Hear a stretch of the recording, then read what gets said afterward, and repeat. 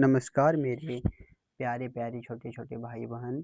मैं आप सभी लोगों को आज क्लास 10th का जो पहला चैप्टर हमने पढ़ाया था जैव प्रक्रम और पोषण, उसका हम ऑब्जेक्टिव करने वाले हैं। चलिए जुड़ के लगभग 58 क्वेश्चन है, यानी कि 58 क्वेश्चन, उसको हम करके देखते हैं कि हम लोग कितना अच्छा से पढ़ें। और उसके बाद हम फिर बुक को आपको रीडिंग करके और फिर उसका भी वीडियो आप सभी लोगों के साथ अपलोड करूँगा, ठीक है। जो जो टॉपिक छूटा होगा थोड़ा बहुत उस समय पढ़ाते समय, तो आप इसको भी आप रीडिंग कर सकते हैं, ठीक है। तो आज हम ऑब्जेक्टिव करने वाले हैं, लगभग 58 क्वेश्चन है, उसको करने के बाद हम लोग दूसरा चीज़ करने वाले हैं, ठीक है। चलते हैं आज के मतलब हमारी जो होने वाला है ऑब्जेक्टिव की क्लास को, तो इसमें जुड़ के देखते हैं करके कितना ऑब्जेक्टिव क्वेश्चन हमारा सही होता है, ठीक है। देखिए क्लास 10th के लिए है, ठीक है। और अध्याय 1 है जैव प्रक्रम और पोषण, ठीक है। वस्तुनिष्ठ प्रश्न यानी एमसीक्यू। एमसीक्यू का मतलब होता है मल्टीपल चॉइस क्वेश्चन, ठीक है। समझ गए समझ गए। क्वेश्चन नंबर 1 है कि पौधों में पोषण की कौन सी विधि पाई जाती है। आप लोग जल्दी से जल्दी आप लोग कमेंट करके बताएं कि पौधों में कौन सी विधि पाई जाती है। जब आप पढ़े होंगे तो आप सही तरह से बता पाइएगा कि पौधा में किस प्रकार का पोषण पाया जाता है। तो बेसिकली आपसे मैं एक क्वेश्चन पूछता हूँ कि पोषण कितने प्रकार के होते हैं। तो भैया पोषण हमने दो प्रकार के पढ़ाया था, एक था स्वपोषण, एक था परपोषण। स्वपोषण एक ऐसा होता था जो खुद भोजन तैयार करता था। क्या पौधा खुद भोजन तैयार करता है?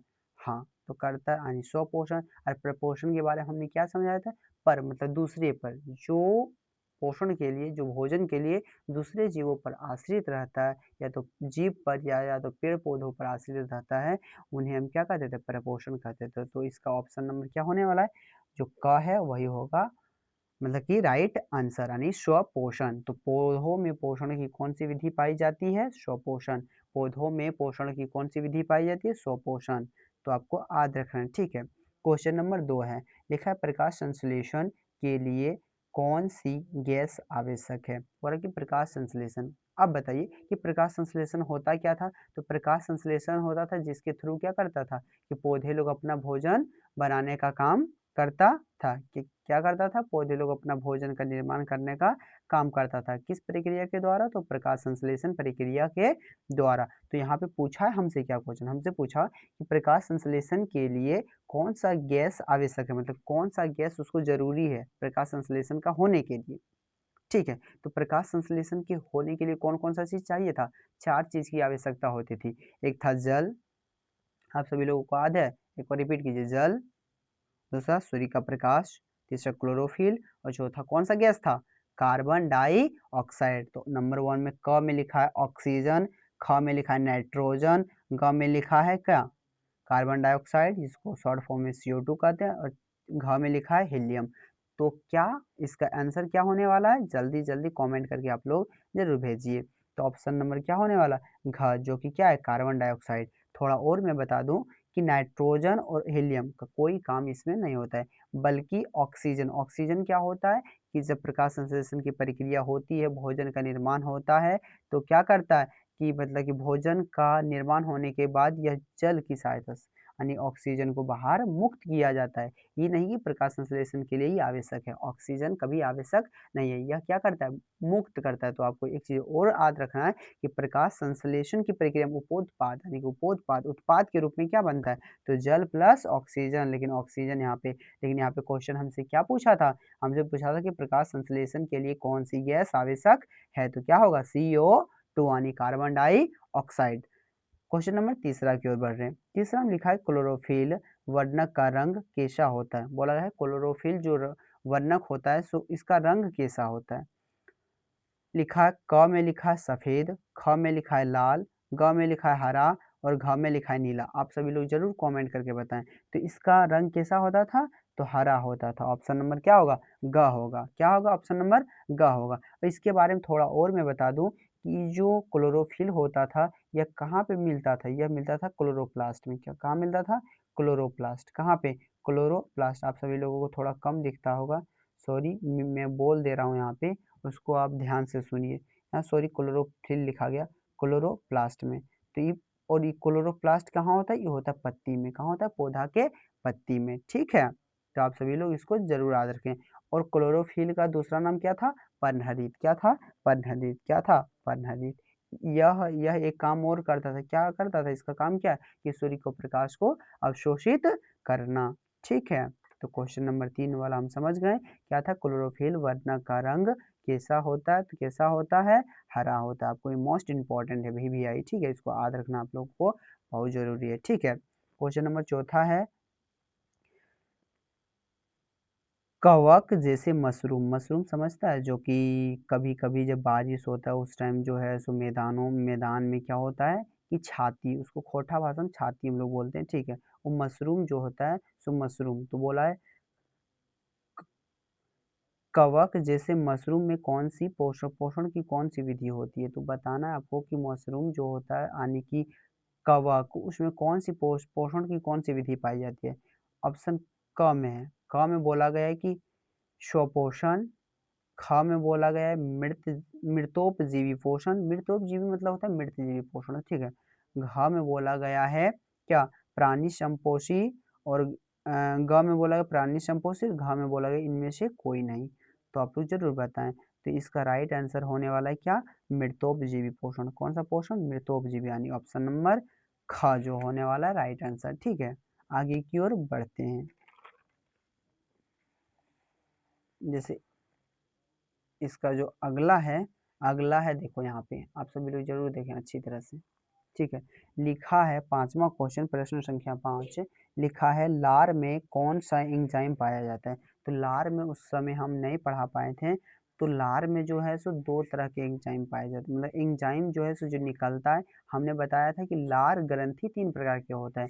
एक बताए थे पेरो हाँ, पैरोटिड ग्रंथि, सबमेंडिबल और सबलिंगुअल, वो ग्रंथि था। लेकिन उससे कौन सा एंजाइम निकलता है? तो मैंने आपको इस तरह भी आप मार सकते हैं, जब आप जब पढ़े होंगे अच्छे से। देखिए लाइपेज। लाइपेज तो आपको पता हो ना, पेप्सिन। क में है पेप्सिन, ख में है टाइलिन, ग में है ट्रिप्सिन और घ में है लाइपेज। तो देखिए आप किस तरह से इसको छाट सकते हैं। नहीं हम पढ़ाए थे, लेकिन मुझे माफ़ कीजिए क्योंकि मैं उस समय ध्यान से नहीं देखा, जबकि यह जो है सो बुक में भी नहीं था। हम क्योंकि भारतीय भवन का थोड़ा-सा देख के उसको मतलब कि वो अथी करके हम पढ़ाए थे, जिसके कारण मुझे अब पता चला कि इस चीज़ को तो मैंने छोड़ ही दिया। तो सॉरी बच्चों, माफ़ करना मुझे और मेरे भाइयों, क्योंकि हमसे भी मिस्टेक होता है। मैं भी कहीं बड़ा-सा मतलब कि वो थी नहीं हूँ, ठीक है? तो देखिए, तो इसका पेप्सिन, तो आपको पता होगा पेप्सिन कहाँ पे स्रावित होता था? तो अमाशय में होता था। यह क्या करता था कि प्रोटीन को पचाने का काम करता था। क्या? प्रोटीन पर क्रिया करके उसको, यानी कि जो पेप्सिन था सो प्रोटीन पर क्रिया करके उसको पेप्टोन में बदलने का काम करता था। याद है? ट्रिप्सिन, यह भी एक मुंह में पाए जाने वाला एक ग्रंथि है। इसके बारे में छोड़िए। लाइपेज, यह भी तो अमाशय में पाया जाता है। तो शेष बचा क्या मेरा? टाइलिन। तो ऑप्शन टाइलिन, यानी कि टाइलिन इसका राइट आंसर होगा। और टाइलिन का ही दूसरा नाम क्या है जानते हो? एमाइलेज। क्या है? एमाइलेज। आपको याद रखनी है, एमाइलेज दूसरा नाम क्या है? तो टाइलिन का दूसरा नाम इमाइलेज, और इमाइलेज का ही दूसरा नाम क्या है? टाइलिन। आपको मोस्ट इम्पोर्टेंट याद रखनी है एक एक क्वेश्चन को, कि उसका दूसरा नाम क्या है। दूसरा नाम भी आपको याद रखना पड़ेगा। ठीक है, और आज चलते हैं फिर अगले क्वेश्चन की ओर। क्वेश्चन नंबर 6 में है कि अमीबा अपना भोजन कैसे पकड़ता है? यानी जो अमीबा होता था, अमीबा क्या होता था? अमीबा एक प्राणी संपोषी जीव था। वह जो है एक कोशिकीय था। वह क्या करता था कि मतलब कि उसका जो है आकार निश्चित रहता था, अनिश्चित, तो उसका आकार अनिश्चित रहता था। ठीक है, क्या? अनिश्चित रहता था, मतलब फिक्स नहीं रहता था। इस तरह नहीं, एक बार पढ़ाए थे कि इस तरह करके, इस तरह किसी भी तरह का ये बनाता था। और जब भी भोजन इसके पास आता था तो धीरे-धीरे इसी को आपस में जोड़ के और क्या करता था, मतलब कि भोजन को ही पकड़ने, मतलब निगलने का काम करता था। और इसको भोजन को ग्रहण करने के लिए कोई स्थान होता था फिक्स? नियत नहीं होता था। ठीक है, तो उसी के बारे में हम बात कर रहे हैं कि अमीबा अपना भोजन कैसे पकड़ता है? तो स्पर्श के द्वारा। स्पर्श का मतलब होता है स्पर्शक के द्वारा, यानी कि उसको खींचता है। कुटपाद के द्वारा, जीभ के द्वारा, मुँह के द्वारा। भैया उसमें मुँह तो होबे नहीं करता है, जीभ तो होगा ही नहीं, स्पर्शक नहीं, तो ऑप्शन क्या होगा? ग होगा, जो कि क्या है? कुटपाद के द्वारा। तो आपको याद रखना है कि अमीबा भोजन कैसे पकड़ता है? तो कुटपाद के द्वारा। ठीक है, अगला क्वेश्चन, क्वेश्चन नंबर 7 है, लिखा है कि मनुष्य में पाचन की क्रिया कहाँ से प्रारंभ होती है। यानी बोल रहा है कि पचने, जो जब हम भोजन ग्रहण करते हैं तो उसका जो पाचन की क्रिया है सो कहाँ से शुरू होता है, सो हमसे पूछ रहा है। तो देखिए आप सभी लोग भी जानते होंगे कि मनुष्य में पाचन की क्रिया जो है सो आपको कहाँ से बताए थे। देखो मनुष्य में जो है सो पाचन की क्रिया करने वाला का नाम है आहार नाल, और आहार नाल के विभिन्न भाग हैं। अब उसमें जो है सो पहला भाग क्या था, मुख गुहा। आपको याद होना चाहिए एक एक पॉइंट। और जहाँ पे खत्म होता था वह क्या था, तो क्या था, मलद्वार। यानी कि वहाँ पे यानी पाचन की क्रिया तो बड़ी आंत में ही छोटी आंत में ही समाप्त हो जाता था इलियन के भाग में, लेकिन जल का फिर अवशोषण होता था, फिर जाके वहाँ मतलब कि क्या बोलते हैं उसको, अवशेषी जो पदार्थ बचता था उसको भी तो मलद्वार में यानी रेक्टम में जाके वो संचित होता था। तो इसके बारे में लेकिन यहाँ पूछ रहा है हमसे जो क्वेश्चन उसी के बारे में बात करते हैं। लिखा है कि मनुष्य में पाचन की क्रिया कहाँ से प्रारंभ होती है, यानी शुरू शुरू से पचना कहाँ चालू होता है भोजन। तो क में लिखा है अमाशय में, अमाशय से। ख में लिखा है मुख गुहा से। ग में लिखा है छोटी आंत से। और घ में लिखा है बड़ी आंत से। तो आपको क्या लगता है कहाँ से होता है, तो मुख गुहा। क्या होगा, मुख गुहा। यानी कि क्वेश्चन नंबर 7 का आंसर क्या होगा, ख, यानी कि मुख गुहा। आपसे किसी ने पूछा कि मनुष्य में पाचन की क्रिया कहाँ से प्रारंभ होती है, तो मुख गुहा से। कहाँ से होती है, मुख गुहा। क्वेश्चन नंबर 8वां है, लिखा है पित्त रस का स्राव कहाँ से होता है। पित्त रस का स्राव यानी पित्त कहाँ से निकलता है, पित्त कहाँ से बनता है, पित्त का निर्माण स्थान कहाँ से, उसका निर्माण कहाँ से होता है। तो इसके बारे में आपको बता दूं कि पित्त का जो स्राव है, क में लिखा अकृत से, ख में लिखा है अग्नाशय से, ग में लिखा है अमाशय से, और घ में लिखा है छोटी आंत से। देखो आंत से निकलता था आंत्र रस। क्या निकलता था, आंत्र रस। अग्नाशय से निकलता था अग्नाशय रस। क्या निकलता था, अग्नाशय रस। अग्नाशय अग्नाशी रस क्या निकलता। लेकिन आमाशय से निकलता था जैसे हाइड्रोक्लोरिक अम्ल था, फिर था जैसे गैस्ट्रिक लाइपेज था, फिर पेप्सिन था, तो ये सभी इससे। लेकिन अकृत से, तो आपको याद रखना है कि पित्त का स्राव कहाँ से होता है, तो अकृत, यानी कि ऑप्शन नंबर क सही होने वाला है। अकृत का नाम देखो कौन कौन सा है। उर्दू में इसको लीवर कहा जाता है, और जिगर है, और फिर इसको इंग्लिश में इसको लीवर कहा जाता है। ठीक है, तो आपको याद रखना है जिगर, शायद उर्दू में जिगर कहा जाता होगा। तो अकृत का दूसरा नाम लीवर रहे चाहे जिगर रहे, आपको सही से याद रखना है कि पित्त का स्राव कहाँ से होता है, तो अकृत यानी जिगर या तो लीवर जो भी हो। लेकिन पित्त जमा कहाँ होता है, आपसे किसी ने पूछा कि पित्त का मतलब कि जो जिस जगह पे रहता है, यानी कि पित्त का जमाव कहाँ होता है, तो आपको बोलना है पित्ताशय। कौन चीज, जमा यानी स्टोर। जमा कहाँ होता है, तो पित्ताशय। कहाँ पे, पित्ताशय में। कहाँ पे, पित्ताशय। पित्ताशय क्या है, एक थैली नुमा संरचना होती है जिसमें क्या होता है, पित्त उसमें जमा रहता है। आपसे किसी ने पूछा कि पित्त का रंग कैसा होता है, रंग के बारे में किसी ने पूछा कि भैया बताइए कि पित्त का रंग कैसा होता है, तो आपको बताना है पित्त का रंग क्या होता है, कैसा होता है, जल्दी बताइए। हरा होता है। क्या होता है, हरा होता है। कैसा होता है, हरा होता है। ठीक है, अगला क्वेश्चन की ओर। क्वेश्चन नंबर 9 है, इसमें लिखा गया है कि शरीर की सबसे बड़ी ग्रंथि कौन सी है। आपसे पूछे कि शरीर की सबसे बड़ी ग्रंथि कौन है, तो क्वेश्चन ऑप्शन नंबर क में बोला गया है लार ग्रंथि, ऑप्शन नंबर ख में बोला गया अकृत ग्रंथि यानी अकृत, और ग में बोला गया थायराइड, और घ में बोला गया अग्नाशय। तो इसका राइट आंसर जो होने वाला है वह होने वाला है अकृत। क्या होने वाला है, अकृत। क्या होने वाला है, अकृत, जिसको दूसरा नाम क्या बोलते हैं, लीवर कहते हैं, और उसका दूसरा नाम क्या है, जिगर है। ठीक है, तो आपको ये भी याद रखना पड़ेगा। तो शरीर की सबसे बड़ी ग्रंथि कौन सी है, तो अकृत ग्रंथि। कौन सी है, अकृत ग्रंथि। चलो क्वेश्चन नंबर 10 में हम आ चुके हैं। ठीक है, आप लोग मतलब कि देखते रहिए इस क्लास को पूरी तरह से। अच्छी तरह से हम तैयारी के लिए बहुत प्रयास कर रहे हैं कि मैं बेस्ट से बेस्ट सभी बच्चों को मतलब प्रोवाइड करवाऊँ, कि फिर मतलब कि लगे नहीं भैया सही में कुछ अच्छा कर रहे हैं। ये नहीं कि किसी भी तरह से मतलब कि सिर्फ व्यू या तो मतलब कि लाइक या तो फॉलोवर्स के लिए ऐसा कर रहे हैं, ऐसा बात नहीं है। ठीक है, कोई बात नहीं, मेरे पास एक ही लाइक है, एक ही सब्सक्राइब है, कोई बात नहीं, इससे मुझे कोई मतलब नहीं, मुझे सिर्फ़ मतलब है तो पढ़ाने से। इससे क्या होता है कि मेरा भी कुछ प्रैक्टिस हो जाता है, जैसे कोई भी चीज़ हम भूलते जा रहे हैं, तो वह क्या होता है मतलब मिनिमाइज़ हो जाता है, जैसे याद आ जाता है फिर से, समझे? इसलिए इतना हम मेहनत कर रहे हैं, कोई बात नहीं। चलिए, क्वेश्चन नंबर 10 है कि प्रकाश संश्लेषण की क्रिया में क्या मुक्त होता है? मुक्त मतलब क्या होता है? निकलता है। मैंने आपको क्या कहा था? एक क्वेश्चन इसी तरह का था, क्या था कि प्रकाश संश्लेषण के लिए कौन-सा गैस आवश्यक है? तो उस समय क्या था? Carbon dioxide. लेकिन यहाँ पे पूछ दिया क्या कि प्रकाश संश्लेषण की क्रिया में क्या मुक्त होता है? क्या निकलता है? क्या निकलता है? बोला गया CO2 यानी कार्बन डाइऑक्साइड। क ऑप्शन नंबर क में है CO2 यानी कार्बन डाइऑक्साइड। CO2 का मतलब आपको समझना है कि क्या किसके बारे में बात कर रहा है? कार्बन डाइऑक्साइड के बारे में। किसके बारे में? कार्बन डाइऑक्साइड के बारे में बात कर रहा है। किसके बारे में? Carbon dioxide.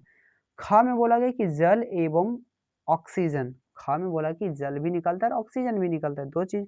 ग में बोला गया नाइट्रोजन और घ में बोला गया इनमें से कोई नहीं।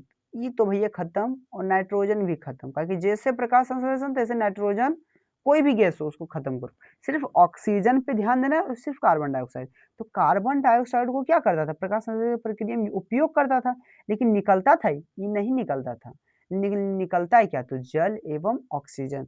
तो इसका आंसर जो होने वाला है ऑप्शन नंबर ख होने वाला है। 10 का क्या होने वाला है? ख होने वाला है, यानी प्रकाश संश्लेषण की क्रिया में क्या मुक्त होता है? तो जल एवं ऑक्सीजन। आपको याद रखना है, ठीक है।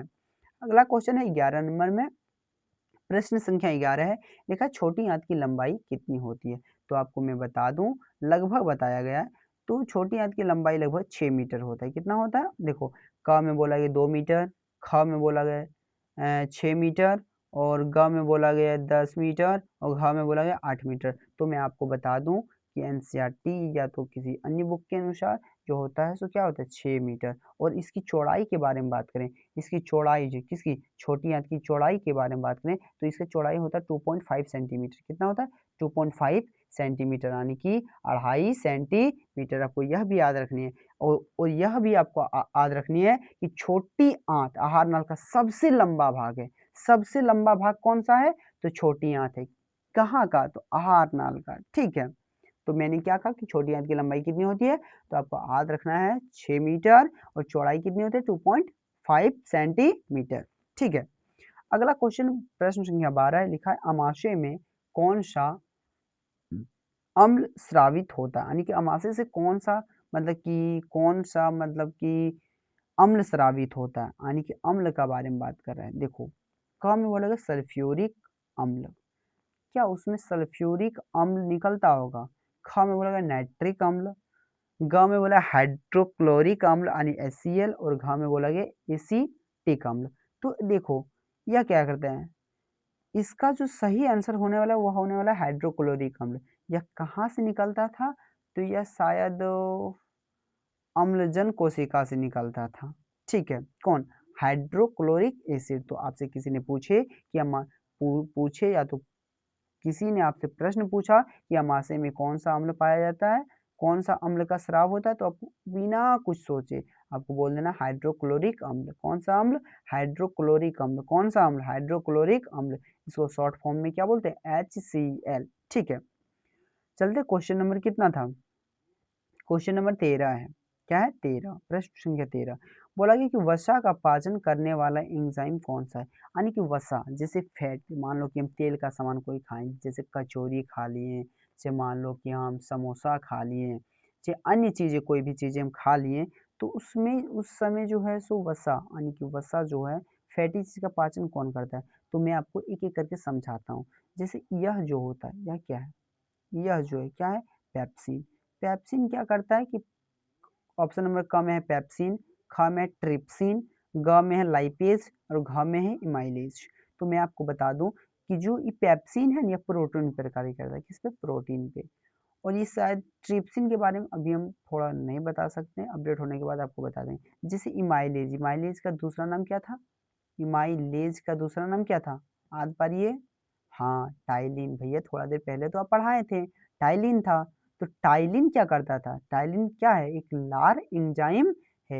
यह क्या करता है? यह जो है सो कार्बो शायद देखो उसमें कार्बोहाइड्रेट जो होता है ना उस पे ही क्रिया करने का काम करता हो, लेकिन इसका जो आंसर होने वाला लाइपेज, लाइपेज क्या करता है, वसा अम्ल पे क्रिया करके उसे ग्लिसरॉल या तो वसा अम्ल में परिवर्तित कर देता है। वसा पर कौन का क्रिया करता है, लाइपेज, और लाइपेज क्या करता है, उसको वसा अम्ल में परिवर्तित करने का काम करता है। ठीक है, प्रश्न संख्या 14 है, लिखा है मृतोपजीवी, यानी मृतोपजीवी का मतलब आपको सिंपल समझना है, मृतजीवी। मृतोपजीवी पोषण का एक उदाहरण है, बोला कि मृतजीवी पोषण का एक कौन सा इसमें उदाहरण है, तो मैं आपको बता दूं कि मृतजीवी पोषण का एक जो उदाहरण है, सो क में लिखा है गाय, ख में लिखा है अम्रबेल, ग में लिखा है गोबर छत्ता या तो मशरूम, गोबर छत्ता का दूसरा नाम क्या है, मशरूम, और घ में लिखा है मनुष्य। मैं आपको बता दूं कि देखो एक एक करके मुझे छांटना है। जैसे गाय, गाय किस तरह खाता है, जिस तरह प्राणी लोग खाता है, यानी कि गाय और मनुष्य दोनों क्या प्राणी समपोषी। आपको याद रखना है, ये अगला आगे में प्रश्न पूछ दे तो प्राणी समपोषी, प्राणी समपोषण से प्राणी समपोषी। ठीक है, बात करें अम्रबेल, तो अम्रबेल के बारे में आपको याद होगा कि यह एक क्या है, परजीवी पोषण, परजीवी पोषण। अम्रबेल, अम्रबेल मतलब होता है, जैसे इसके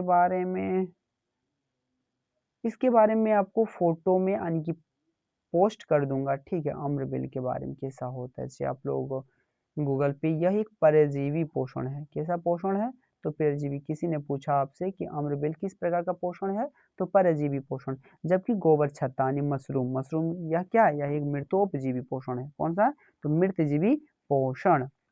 और मृतजीवी पोषण का एक खासियत होता है, क्या होता है कि यह सड़े गले चीजों पर, मतलब कि सड़ा गला हुआ जो चीजें हैं उस पर ये डिपेंडेंट होते हैं। डिपेंडेंट यानी कि उसी से ये जो है सो कार्बनिक अम्ल, मतलब कि घुला हुआ, मतलब कि ये क्या, मतलब कि स्रावित के रूप में यह क्या करता है, अवशोषित करने का काम करता है, यानी अपना भोजन मतलब कि क्या बोल सकते हैं, ग्रहण करने का काम करता है। देखो अब क्वेश्चन नंबर 15 लिखा है, रंध्र कहाँ पाया जाए, रंध्र यानी स्टोमाटा।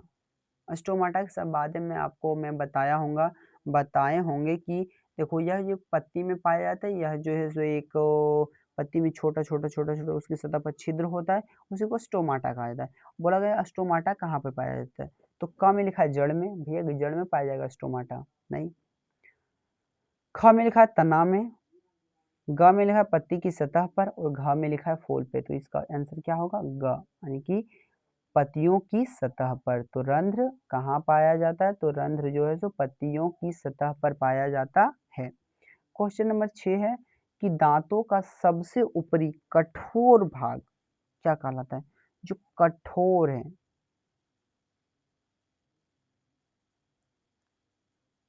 देखो यहाँ पे लिखा है दांत का सबसे ऊपरी कठोर भाग क्या कहलाता है।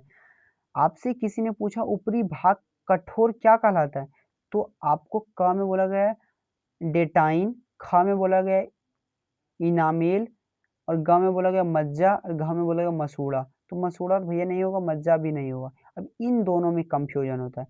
परत पूछे दांत की सबसे ऊपरी परत तो इनामेल कहेंगे, लेकिन सब बोला क्या, वो सबसे ऊपरी कठोर भाग क्या कहलाता है, तो उसका ऑप्शन होगा क, जो कि है डेटाइन। क्या है, डेटाइन, क्या है, डेटाइन। क्वेश्चन नंबर 17 लिखा है, स्वपोषी पोषण के लिए क्या आवश्यक है, यानी कि जो जीव अपना भोजन स्वयं तैयार करता है, उसके लिए इसमें कौन सी चीजों की जरूरत होती है, क्या क्या चीज उसको चाहिए।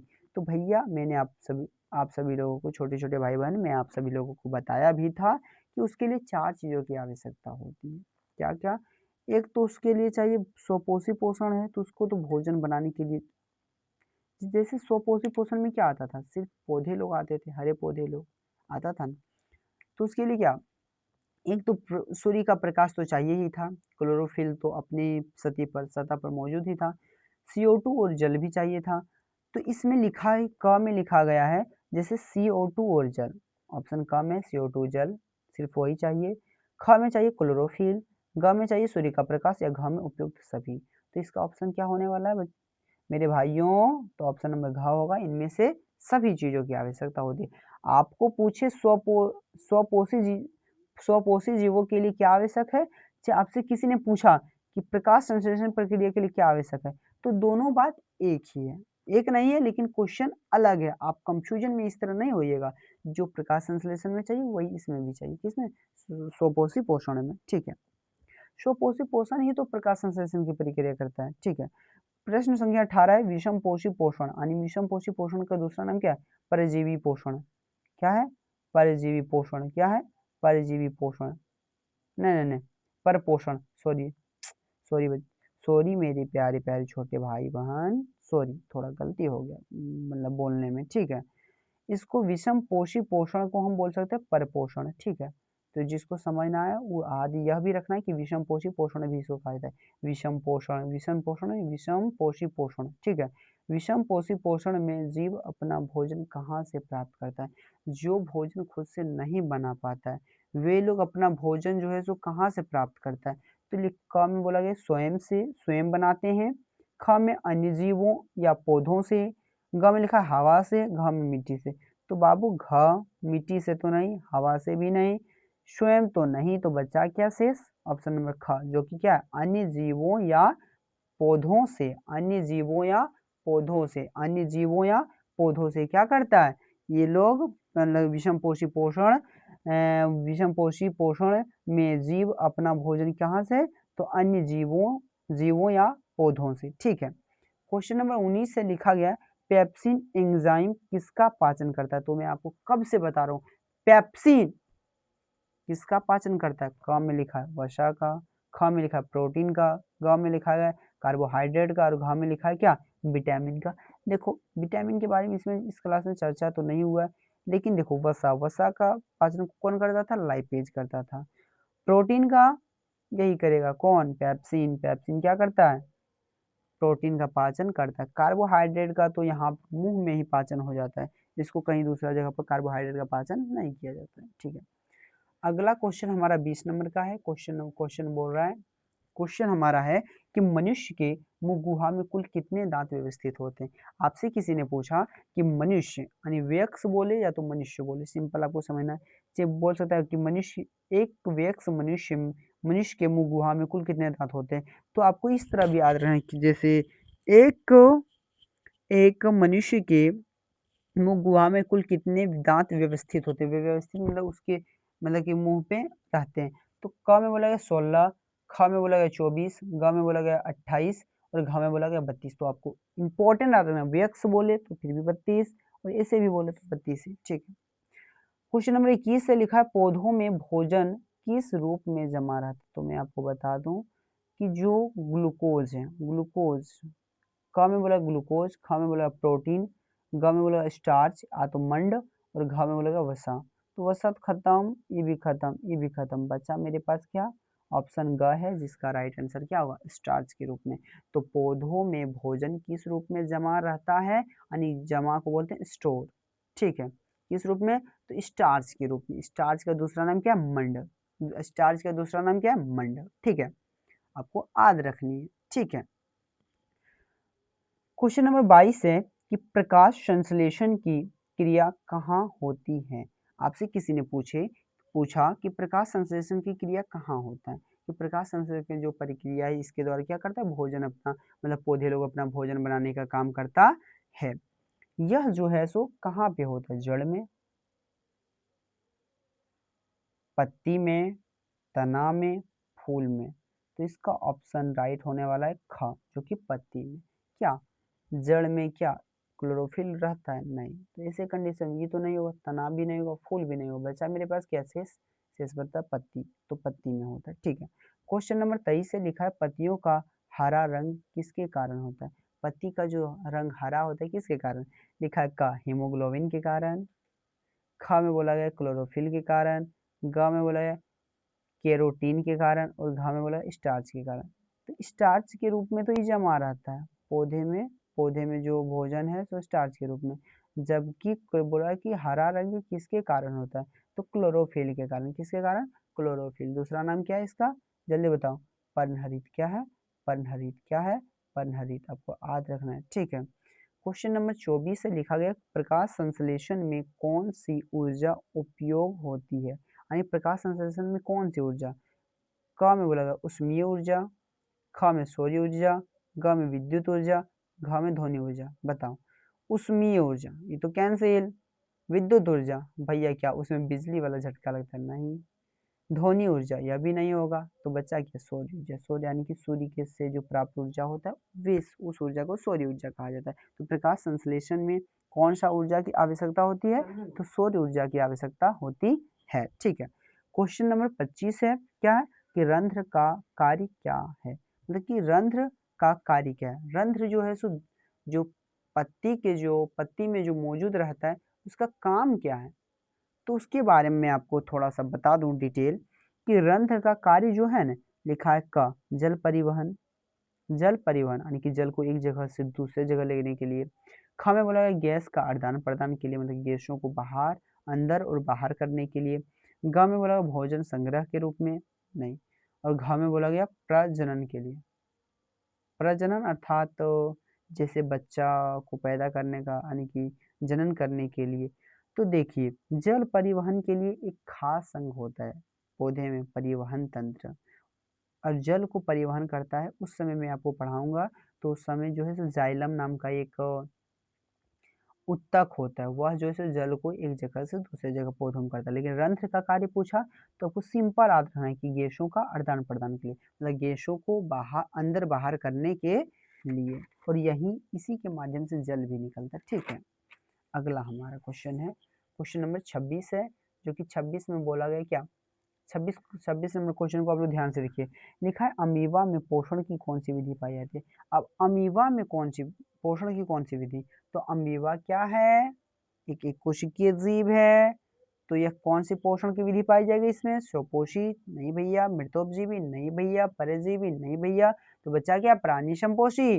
तो क में बोला गया स्वपोषी, ख मृतजीवी, ग में प्राणी संपोषी और घ में परजीवी। तो इसका राइट आंसर क्या होगा? प्राणी समपोषी। तो अमीबा में पोषण की कौन सी विधि पाई जाती है? तो प्राणी समपोषी। प्राणी समपोषी क्या था?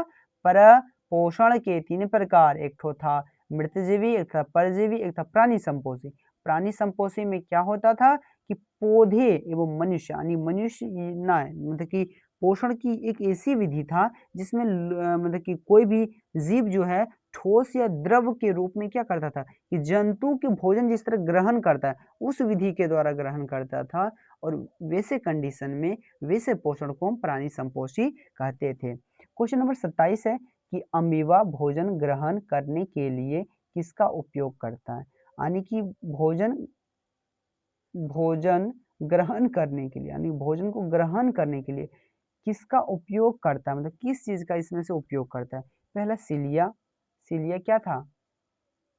पेरामीशियम का, जो पूरे शरीर में जो इस तरह की आगे की ओर संरचना निकली थी उसको सिलियम कहते थे। ठीक है, कोशिका भित्ति का उपयोग करता है? नहीं।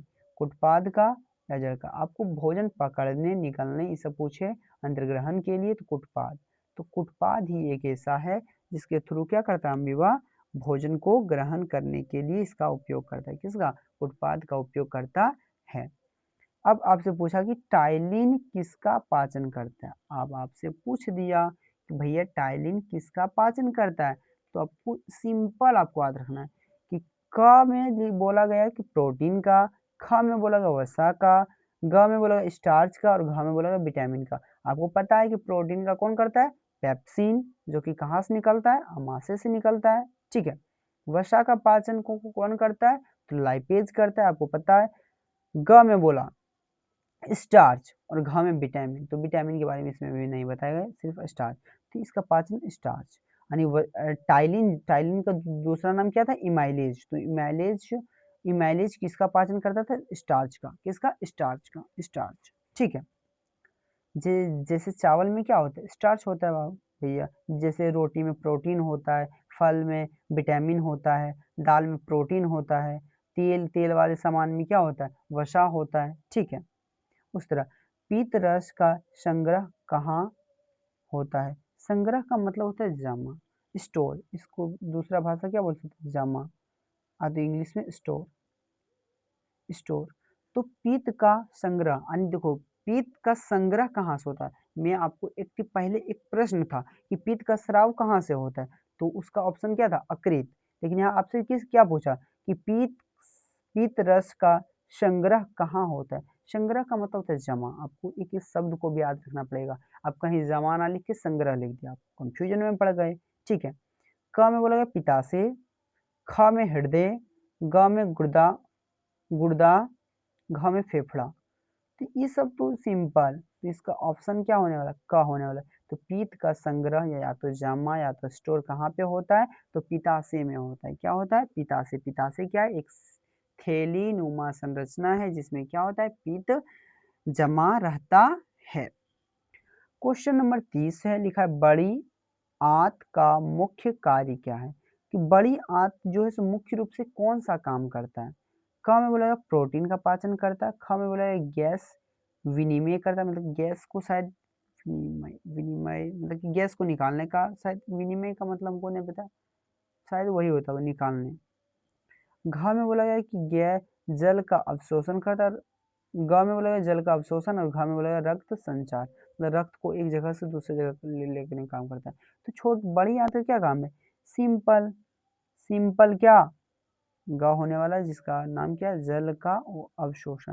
मतलब कि छोटी आंत में क्या होता है? सिर्फ जल का अवशोषण, तो वहाँ पे पाचन की क्रिया नहीं होती ना, मतलब सॉरी सॉरी थोड़ा मिस्टेक हो गया मेरे छोटे छोटे भाई बहन, कि छोटी आंत नहीं बड़ी आंत। तो बड़ी आंत में सिर्फ क्या होता है कि जल का अवशोषण होता है, लेकिन पूरी तरह से भोजन का पाचन कहाँ हो जाता है? छोटी आंत का जो अंतिम भाग है, इलियम भाग, उसी में हो जाता है।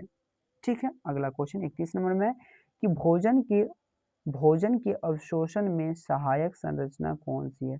अब भोजन में जो है सो यानी कि जो मेन चीजें हैं, उसकी मतलब उसको जो है सो अवशोषित करने के लिए कौन सा चीज आवश्यक, मतलब कि कौन सी संरचना, मतलब कि कौन सी संरचना होती है? जैसे भोजन के अवशोषण में सहायक संरचनाएं कौन सी होती है? यानी ये क्वेश्चन थोड़ा मतलब आधा हमको लगता है।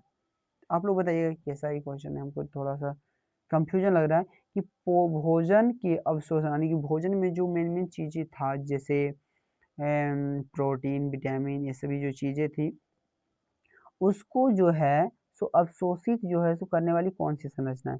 लिखा है विले, रंध्र, नेफ्रॉन नेफ्रॉन, और घ में लिखा गया एल्विलियो। तो देखो विले विले विले एक ऐसी छोटी आंत की इलियन भाग में एक ऐसी संरचना होती है जो भोजन के अंदर जो जितने भी जैसे मेन चीजें होती है, जिससे शरीर को एक मतलब क्या हो सकता है, जैसे उसको शरीर को एक ऊर्जा मिल सकता है, तो उन सभी को ये निकालने का काम करता है। कौन? मतलब क्या है? विले। विले क्या होने वाला है? विले। तो भोजन में उपस्थित मतलब कि अन्य मतलब कि उपयोगी यानी कि जो मतलब पूरी तरह से जो पाचन मतलब कि पूरी तरह जो ऊर्जा देने वाला सामान होता है, उसको अवशोषित कौन करता है? तो छोटी आंत के लियन भाग में एक विलेय जैसी इस तरह सांप की तरह संरचना होती है, वह क्या करता है? रुधिर के माध्यम से क्या करता है? अवशोषित करने का काम करता है। अब क्वेश्चन नंबर 32 है, काटने वाले दांत को क्या कहते हैं? जो कोई भी चीज को काटता है, जैसे यहाँ होता है एक क्वेश्चन में यहाँ लिखा है जिसे रदनक, जैसे रदनक लिखा है, तो इसको हाँ क में रदनक, ख में लिखा है अग्रचोरनक, ग में लिखा है कर्तनक, और घ में लिखा है चोरनक।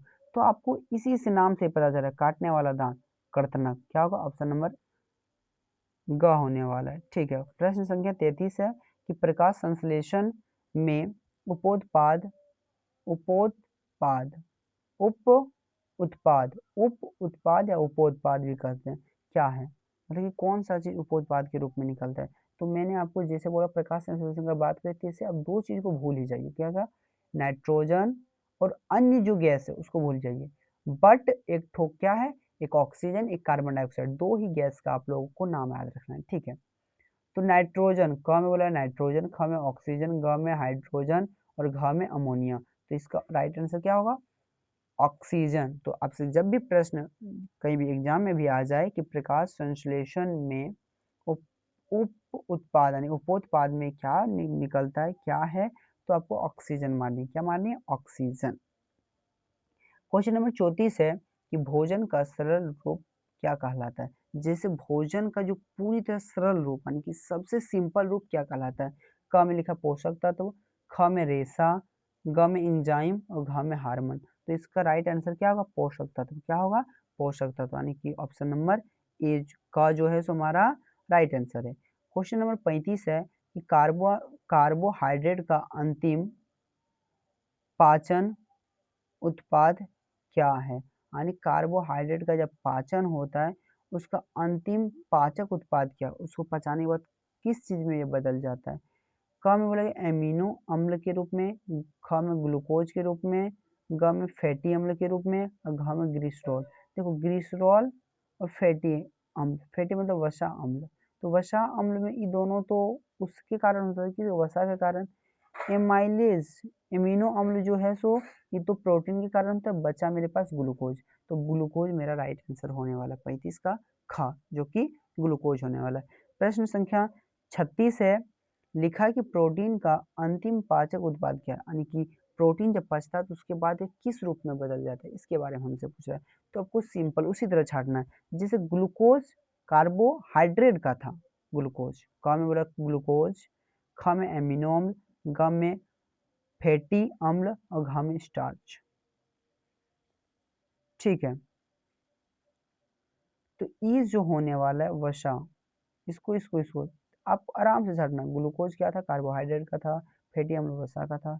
स्टार्च के बारे में नहीं पता, स्टार्च तो कोई चीज़ है नहीं अभी तक। स्टार्च जो है सो जब भोजन को मतलब चावल को खाएं तो वही जो चीज़ होता है वही स्टार्च होता है, ठीक है। और उसको पूरा तोड़ते उसको ग्लूकोज के रूप में बदला जाता है। लेकिन ख यानी एमिनो अम्ल, तो एमिनो अम्ल तो कह सकते हैं कि ऑप्शन नंबर क्या होने वाला है? ख होने वाला है कि प्रोटीन का अंतिम उत्पाद यानी कि पाचक उत्पाद कौन सा है? तो एमिनो अम्ल।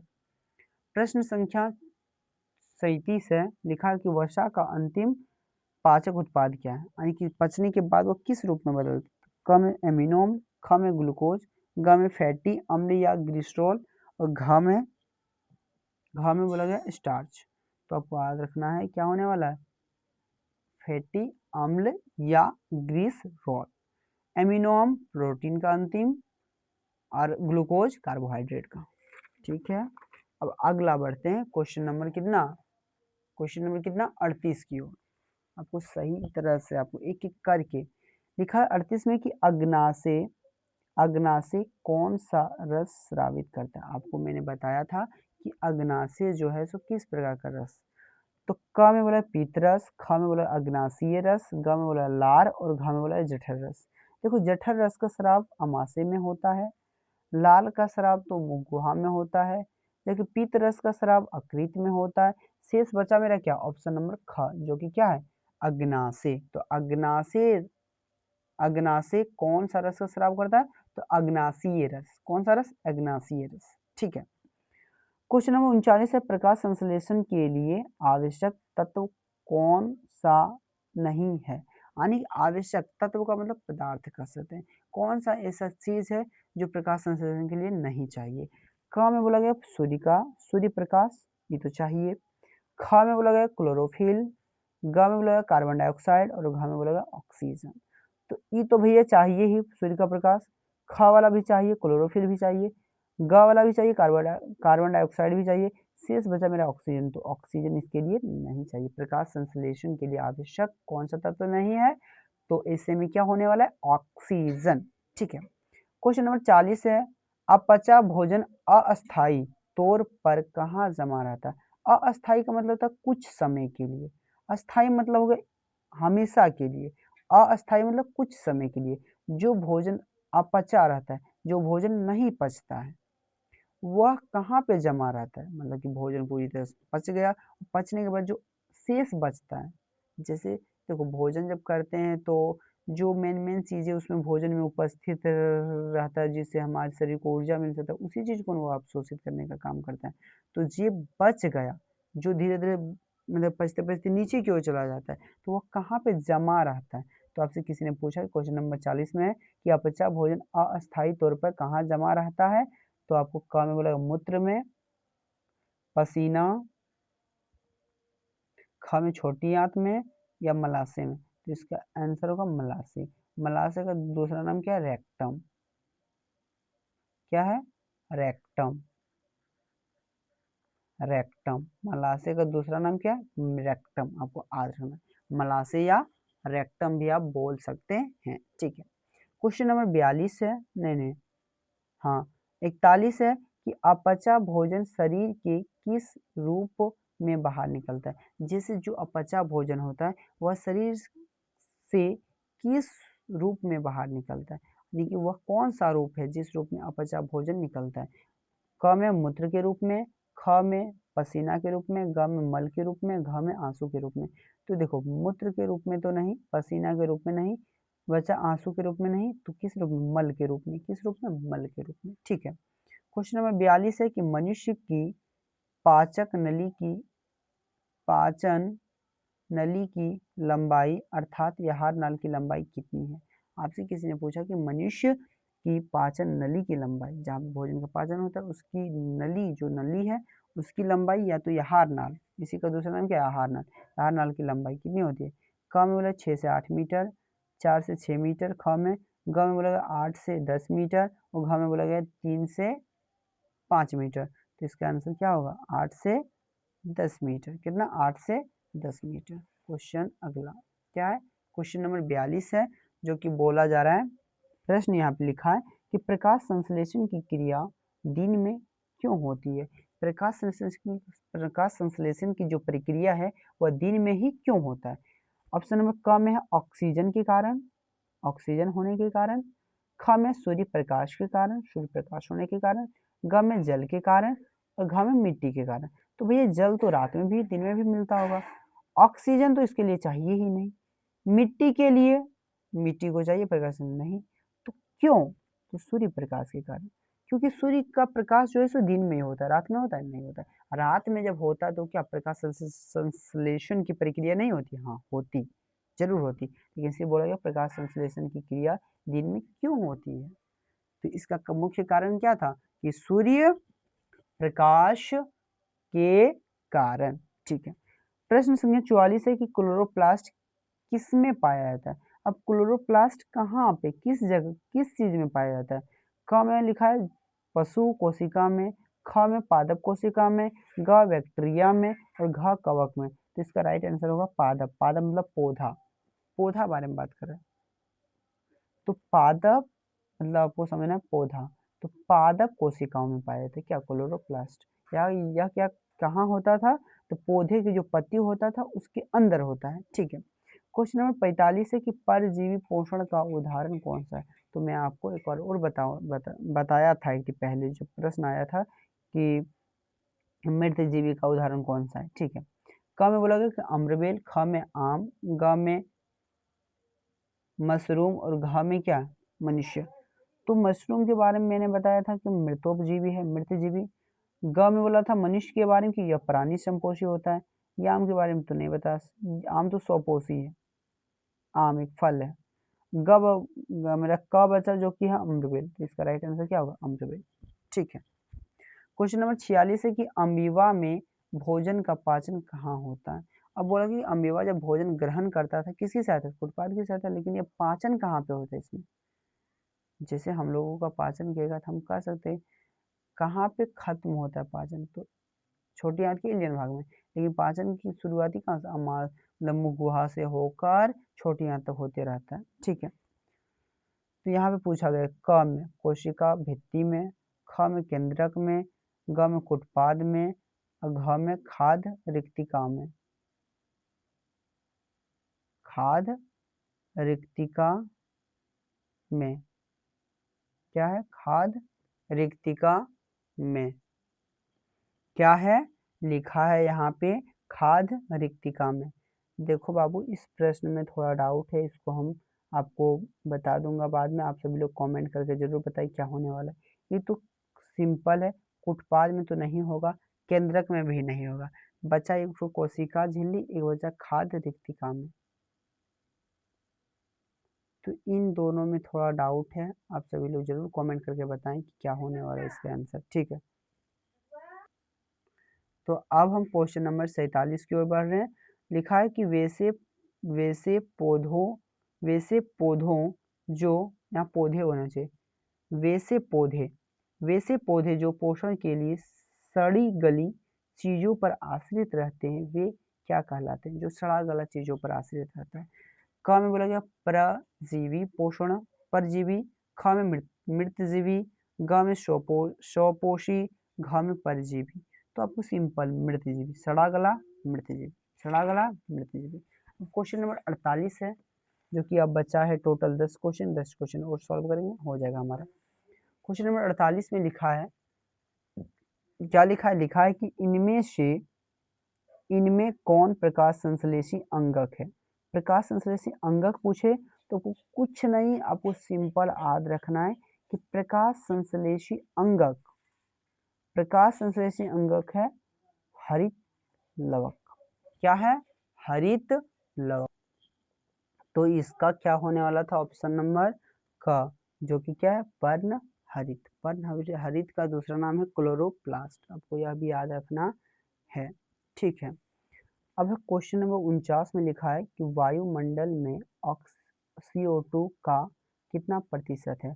तो मैं आपको थोड़ा वायुमंडल के बारे में बताता हूँ। जैसे वायुमंडल, तो वायुमंडल में बहुत सारे गैस हैं, आपको भी पता होगा। वायुमंडल में बहुत सारा गैस है, उसमें से आपको नाइट्रोजन सबसे अधिक क्या है? नाइट्रोजन, जो कि कितना है? 78%। कितना? 78%। ऑक्सीजन यानी O2 जो है 21% है। यानी CO2, अब इसमें से जितना शेष बचा, इसको जोड़ने से कितना हो जाता है? 99% में सिर्फ कार्बन डाइऑक्साइड और ऑक्सीजन है। शेष जो गैस है सारा है ये सभी, जैसे हीलियम हो गया, हाइड्रोजन हो गया, फिर कार्बन डाइऑक्साइड हो गया, जितना भी गैस है सारा कितना? 1% में। तो इसका जो है, ये जो कार्बन डाइऑक्साइड है वो कितना है वायुमंडल में? तो मैं आपको बता दूं 0.03%। 0.03% क्या है? ऑप्शन नंबर ख में। क्या है? ख में। ठीक है। 50 में लिखा, प्रश्न संख्या 50 है कि इनमें से किस छिद्र के द्वारा ग्रसनी ग्रास नली से जुड़ा होता है? ग्रसनी के बारे में आपको बताया था कि मुख गुहा का जो अंतिम भाग है वह ग्रसनी जो है सो क्या है कि मुख गुहा का अंतिम भाग होता था। तो ग्रसनी यहाँ कंठ के पास होता था। हाँ, तो ये किसके द्वारा जुड़ा होता है? ग्रास नली से। श्वसन नली से पूछे तो कंठ द्वार से जुड़ा होता है, लेकिन बात कर रहा है यहाँ पे किससे? ग्रास नली, जिससे भोजन जाता है। क में बोला गया निगल द्वार, ख में अमाशय से, ग में बोला गया कंठ और घ में बोला गया मल द्वार। तो कंठ से तो नहीं, निगल द्वार। ऑप्शन नंबर क्या होगा? क होने वाला है। ठीक है। प्रश्न संख्या 51 है कि ग्रसनी भाग है। ग्रसनी जो है किसका भाग है? ग्रसनी, सॉरी, यहाँ पे ग्रसनी नहीं होना चाहिए, यहाँ पे गृहिणी होना चाहिए। गृहिणी, रुको, ग्रसनी होगा शायद। क में बोला गया मुख गुहा का, ख में बोला अमाशय का, ग में छोटी आंत का, घ में बड़ी आंत का। तो इसका राइट आंसर क्या होगा? छोटी आंत का। ठीक है। लिखा प्रश्न संख्या 52 में कि प्रकाश संश्लेषण प्रक्रिया में निम्नलिखित में क्या नहीं होता है? प्रकाश संश्लेषण की प्रक्रिया में क्या इनमें से नहीं होता है? क में बोला गया कि जल का टूटना, तो जल तो टूटता ही होगा भैया, क्योंकि H2O है, तो हाइड्रोजन और ऑक्सीजन के रूप में, क्योंकि वहां पे बनता है क्या? आपको याद रखना है क्या? ग्लूकोज, और ग्लूकोज क्या है? C6H12O6, C6H12O6। तो यहाँ पे हाइड्रोजन तो उससे निकलता होगा, तभी बनता होगा, तो जल तो टूटता होगा। ख में बोला गया कि CO2 का मुक्त होना, CO2 निकलता होगा वहां से। ग में लिखा गया ऑक्सीजन का मुक्त होना, ठीक है, ऑक्सीजन निकलता होगा भैया। घ में CO2 का उपयोग होना, तो CO2 का तो उपयोग होगा। इनमें से क्या नहीं होता है? तो सिंपल CO2 यानी कार्बन डाइऑक्साइड मुक्त नहीं होता है। प्रश्न संख्या 53 है कि निम्नलिखित क्रियाओं में कौन सजीव के मुख्य लक्षण है? मुख्य लक्षण क्या है सजीवों का? स्थानांतरण, आना जाना, श्वसन, प्रकाश संश्लेषण, इनमें से सभी। तो स्थानांतरण भी होना चाहिए, शोषण भी होना चाहिए, प्रकाश संश्लेषण भी होना चाहिए। इसके बारे में हमको लगता है ग होने वाला है ऑप्शन नंबर, इनमें से सभी। लेकिन आप लोग थोड़ा देख के बताइए कि इसका क्या राइट होगा, थोड़ा डाउट है इसमें। ठीक है। क्वेश्चन नंबर 54 है, जो कि 4-5 क्वेश्चन और करने वाले हैं। इसके बाद आज के लिए इतना ही, मिलेंगे अगले क्लास में हम लोग। तो प्रश्न संख्या 54 है कि कोशिका के किस भाग में सजीवों के सारे गुण विद्यमान होते हैं? तो सिंपल इसके बारे में आपको याद रखना है कि क में कभी नहीं पूछा जाता है। क में है कोशिका झिल्ली, कोशिका भित्ति, जीवदर्भ और इनमें से कोई नहीं। तो इसका होगा जीवदर्भ। क्या होगा? जीवदर्भ। क्या होगा इसका आंसर? जीवदर्भ होगा। प्रश्न संख्या 55 है, लिखा है कि वे सारी क्रियाएं जिनके द्वारा जीवों का अनुरक्षण होता है उसे क्या कहते हैं? क्या कहलाता है?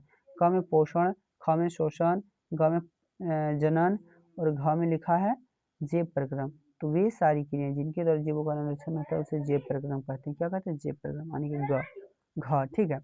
प्रश्न संख्या 56 है, लिखा है कि प्रकाश संश्लेषण की प्रक्रिया पौधे में क्यों करते हैं? पौधे क्यों करते हैं? क्यों? क में लिखा है भोजन निर्माण के लिए, ख में लिखा है क्लोरोप्लास्ट के लिए, ग में लिखा है रंध्र निर्माण के लिए और घ में क्लोरोफिल के लिए। तो इसका होगा भोजन निर्माण के लिए। क्या होगा? भोजन निर्माण के लिए। क्वेश्चन नंबर 57 है कि अमीबा में भोजन का पाचन किस अंगक में होता है? तो क में कुटपाद में, ख में भोजन रसधानी में, ग में केंद्रक में और घ में लिखा है साइटोप्लाज्मा या कोशिका द्रव्य में। तो इसका ऑप्शन ख होने वाला है, जो कि क्या है? भोजन रसधानी में। ठीक है। 58 नंबर क्वेश्चन है, लिखा है और यह अंतिम क्वेश्चन है, इसके बाद क्वेश्चन समाप्त होता है।